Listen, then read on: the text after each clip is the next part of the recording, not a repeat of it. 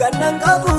nagaa wata wanta bera kootimo anoo sarkaan nabuun nalalisaa makkaa muka jersayin bonaaf gannan qabu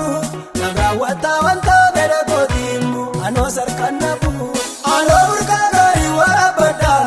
eemu maaliin qabaa gootaan nabaa isaana taasisaa akka ramaatii jabaayin utuu diinonni koo ilaalaniitu kakuunaaf raawwatayin abdii guddaa qaban fuula taatiimmoo hedduu na jaallataayin utuu diinonni koo ilaalaniitu kakuunaaf raawwatayin abdii guddaa qaban fuula taatiimmoo baay'ee na jaallataa.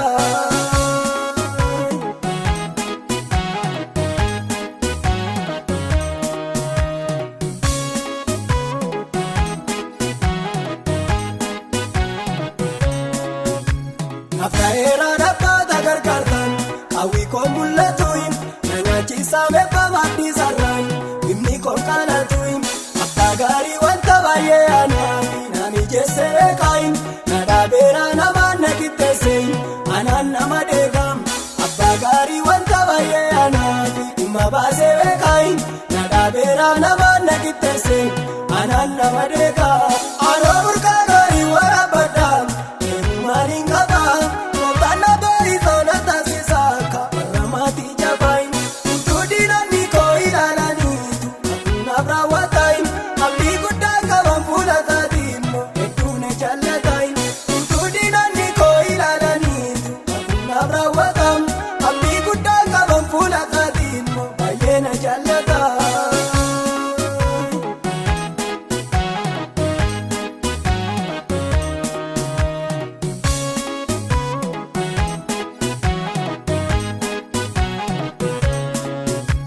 Isaan baatee deemee bara baay'een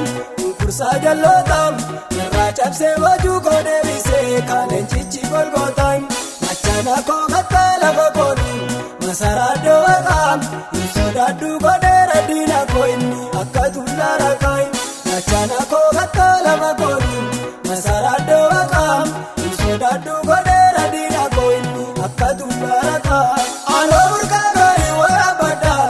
eemu maaliin qabaa.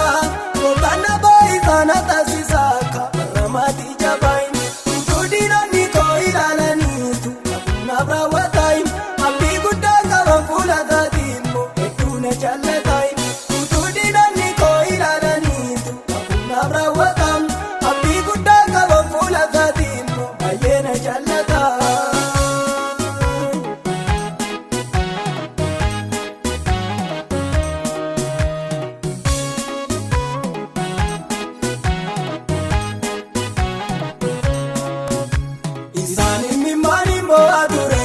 Facaasee sanyiisaan gammachuudhaan kaasuu koo guuttadheenoo amma deebisiisaan lafa onaaf duwwaa ture irratti manaaraatu margee safuudha saaf gadhii sarka isaatiinoo mana korratti argee lafa onaaf duwwaa ture irratti